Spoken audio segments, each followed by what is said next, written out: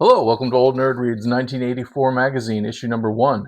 This came out in, this is the June of 1978 issue. I'm not sure in magazine terms when it was actually on the stands. Uh, I I got, I bought these not too long ago, and I did a video on them. I'll try and put a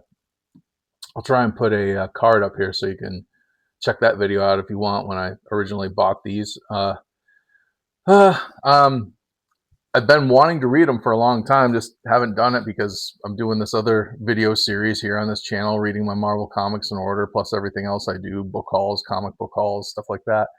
And I didn't really think about shoehorning this in until I got a comment from Mark Shalusky 6680. If you're listening, Mark, it was your comment that prompted me to get this video started. Mark's a frequent commenter on my videos, so since he's such a good viewer, I figured I'd do him a solid and start going through these 1984 magazines since he asked about them. So here I go. This is the first issue. I forget how many there are. After like issue 6 or 7, somewhere around there, the Warren got in trouble. This is by Warren Publishing, who makes like creepy, eerie, Vampironica. Warren got in trouble because of 1984, because of the book, the novel 1984.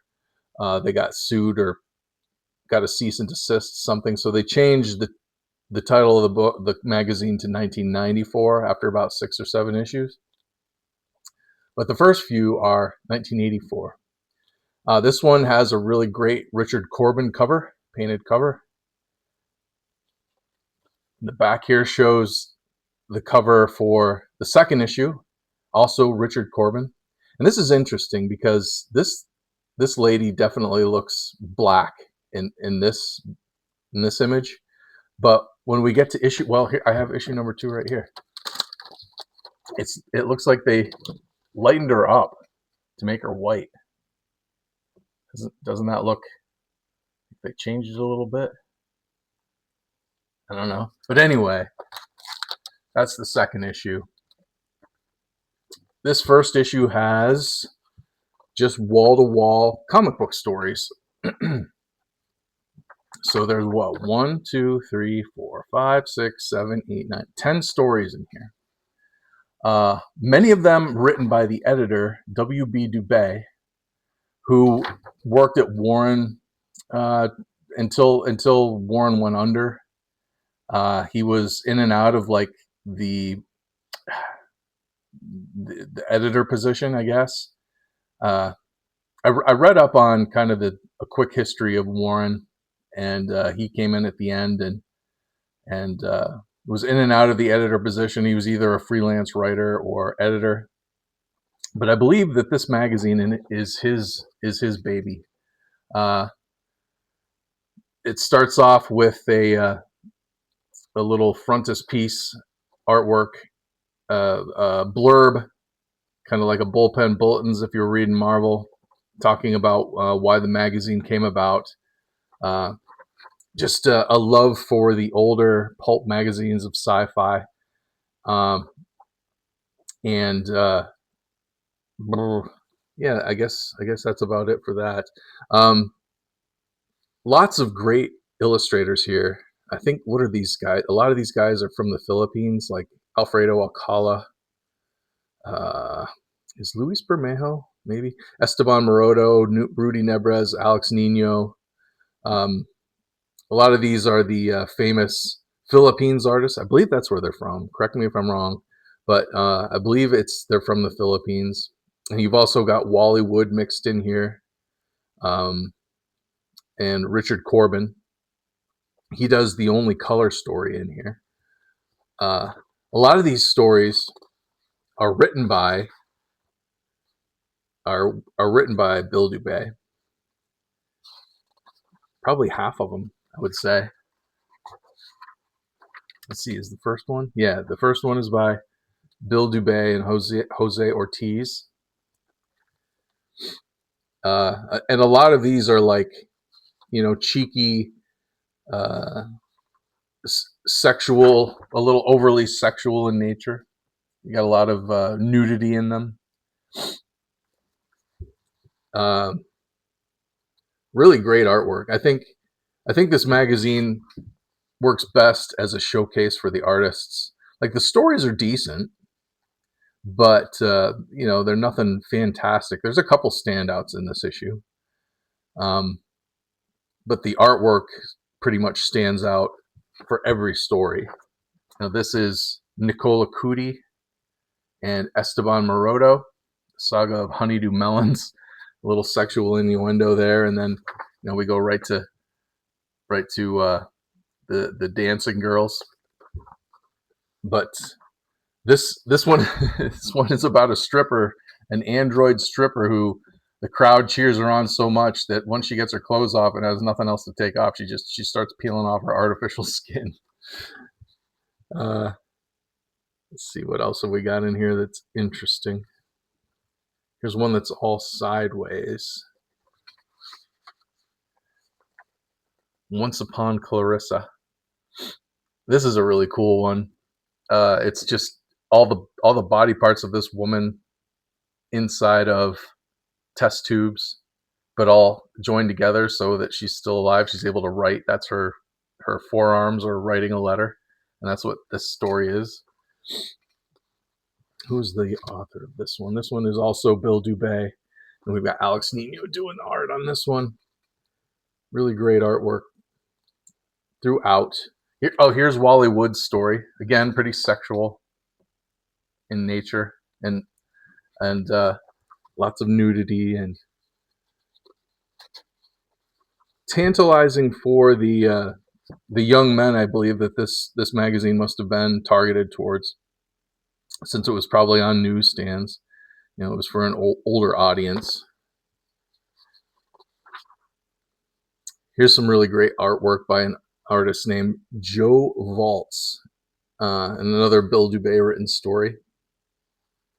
Oh, here's this is just like a one-page.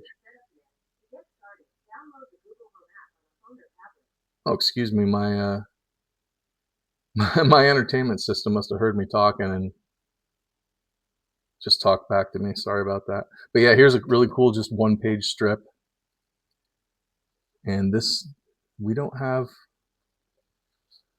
any credit here. Where is it? The Saga of Zatz and Zotz. Doesn't say in here either who the creators are in this one, writer artist.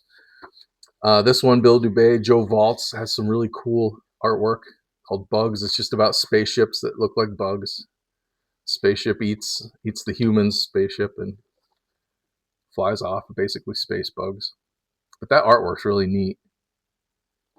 And now here comes Richard Corbin's story, the story of Mutant World, one of his famous properties. Richard Corbin did a lot of Mutant World comic stories. I don't know if this is where they started or not. Maybe they started in this magazine, and he continued on with them after this, I believe. But this is all his. He writes it, draws it, paints it. His colors are great, like just like the cover. He's the same artist.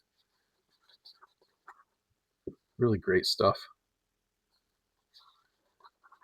A lot of violence, a lot of sexual innuendo. Now this story right here, this one's my favorite.